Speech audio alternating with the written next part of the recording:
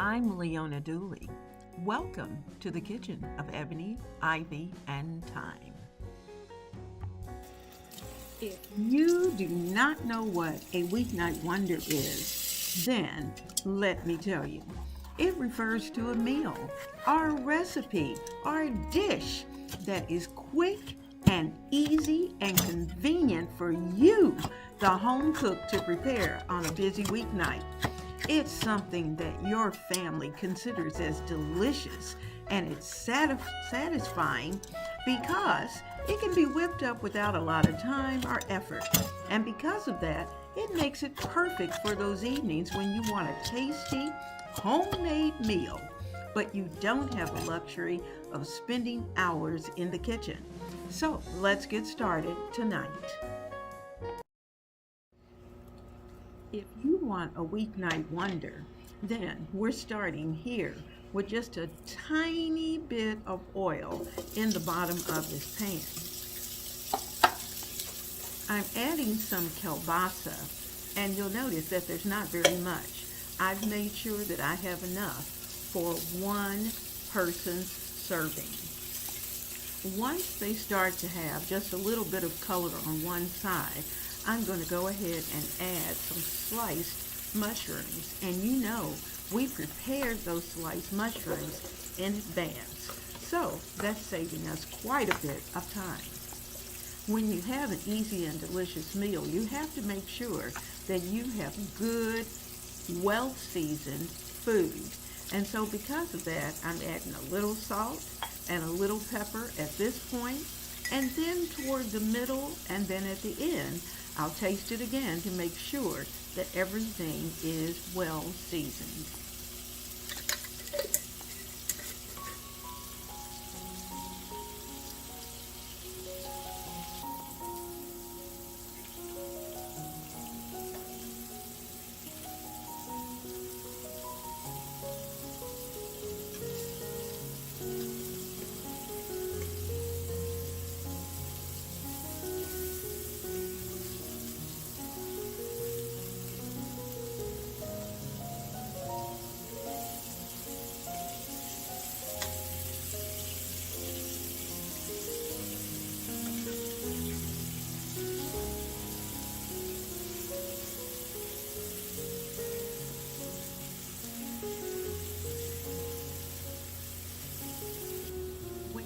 Have sliced or diced onions already prepared, imagine the time that you save. We're adding a few into our dish. We're going to let the onion cook with the mushrooms and with the meat for just a few moments, just enough to get nice and soft and clear. Remember the peppers that we prepared? I'm just going to take a good handful and add them to our skillet. I have the heat on medium-high, and the reason for that is because, after all, it's a stir fry. And if we want this to be a quick and easy meal, we need to keep the heat at least medium-high to high. We're going to add our broth, and you can use chicken broth or you can use vegetable broth. Either one will work.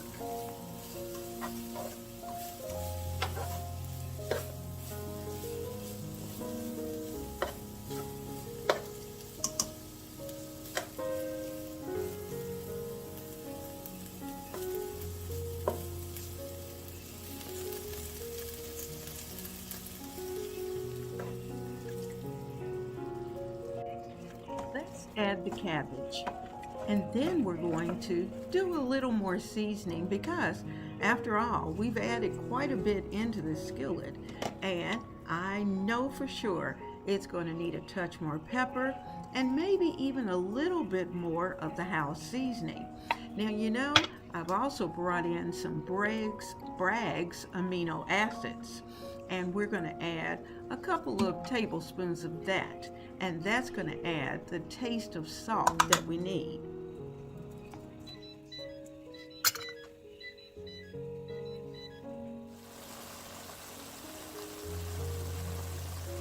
This cabbage is going to need to cook only a few minutes because of the fact that we chopped it very thin. And so we'll be able to toss this very quickly, and this entire skillet of goodness is going to be ready for the family to eat in exactly 3 more minutes. A total of 10 minutes. How about that? And dinner is on the table. Serve it over rice, serve it over even pasta if you wanted to, but I prefer rice.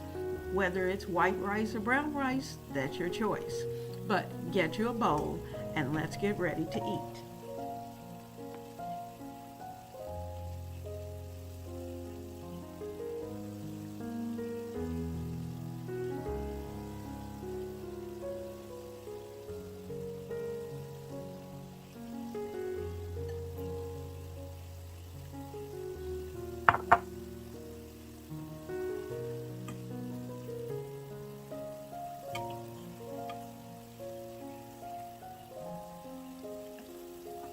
Serving a bowl for myself with no meat, and then I'm serving a bowl for the big guy, and he gets all of the meat.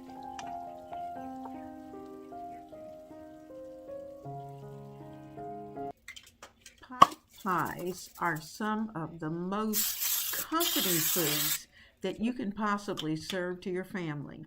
And tonight, we're putting together a turkey pot pie that is going to be fast to put together because we're going to do part homemade and part store-bought.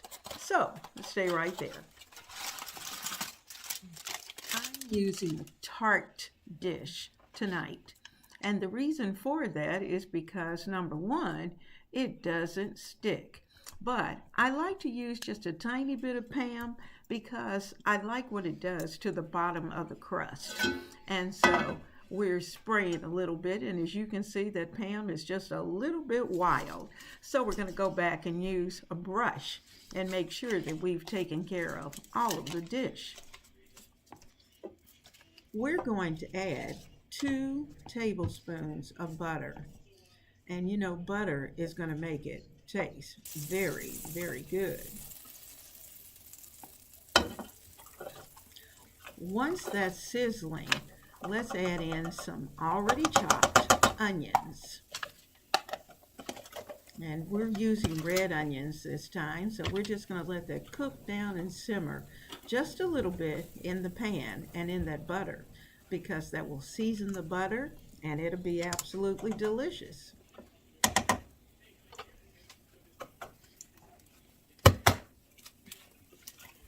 We also need a bit of garlic, and I'm going to add about 2 teaspoons or so of garlic, maybe even 3, just to make sure those flavors are good, since we're doing this easy and delicious and as a weeknight wonder.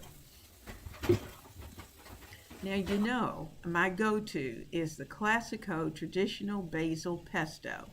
And we're going to add a bit of that in because that's going to add some additional seasoning, all of those Italian seasonings that we like, and without having to add any other additional spices other than just the usual salt and pepper if necessary.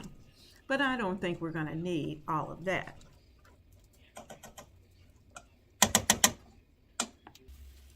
Let's make the roux for the gravy. So that means that we're going to need some flour. We already have the oil in the pan, so let's work on this. We're going to add probably about 3 or 4 tablespoons of flour, and we're going to let this cook. Now you'll notice this is going to look very clumpy, and that's okay. But I'm going to let that flour cook and let it get very light brown. And once I've done that, it will be time to add the liquid. We're going to add in some broth, and I'm using actually chicken stock. And I'm adding it in just a little bit at a time. I've turned the heat up just a bit because I want this to start to bubble pretty quickly. Now I want you to watch how quickly this gravy is going to come together. What is a pot pie without gravy? Oh my goodness. You have to have it.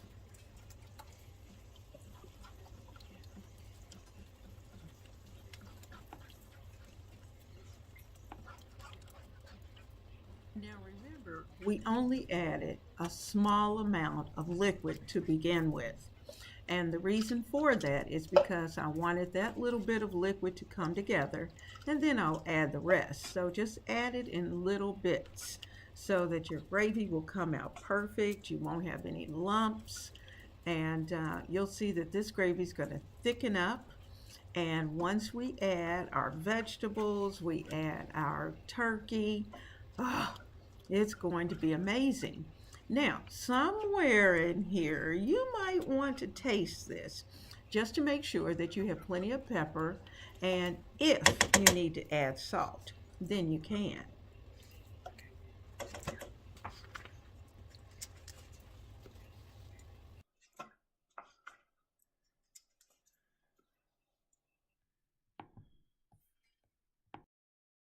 The great thing about pot pies is that you can add whatever vegetables you choose.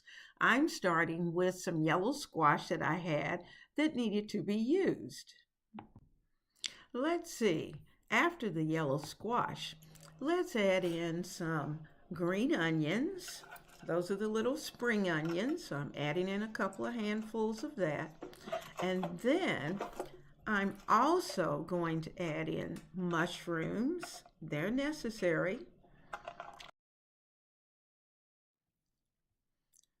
I'm also adding in some green beans because I had some, so why not put them in? Don't waste any time. This is a good time to really clean your refrigerator out.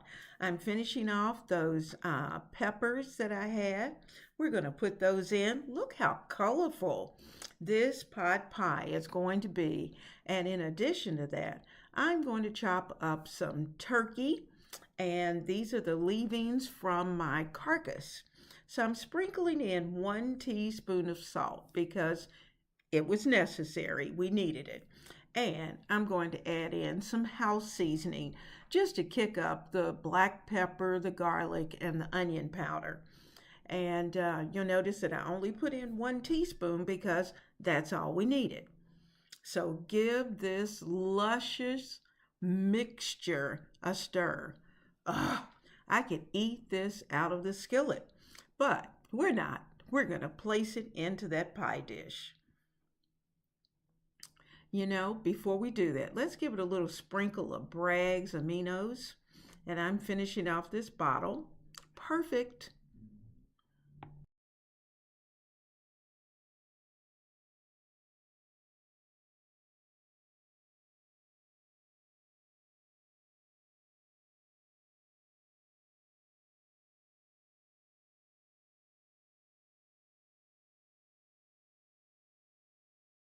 We're going to add a little bit of creaminess to this by adding some whipping cream.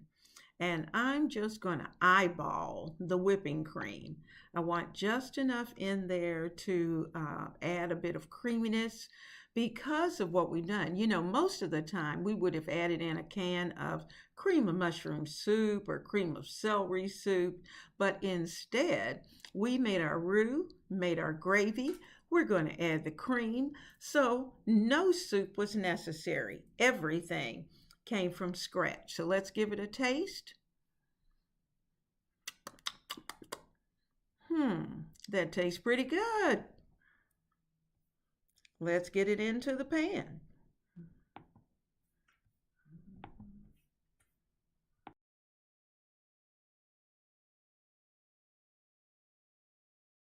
Our pie plate is waiting for us. And so we're just going to add those, a touch of our turkey pot pie into this dish. We're going to get it spread it out. And actually we have just a little bit extra that I'm going to put off to the side. I'm going to add the second crust. which is going to be on the top.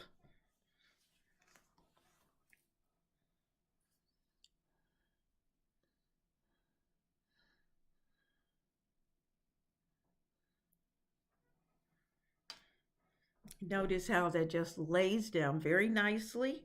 I'm going to press it down around the sides so that it comes out very pretty.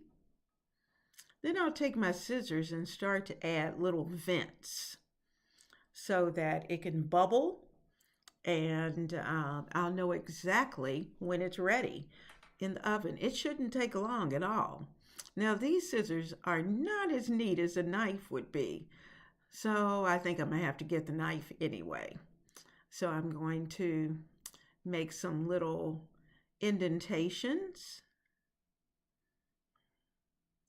clean up those little openings just a little bit, and our pie is ready to go into the oven.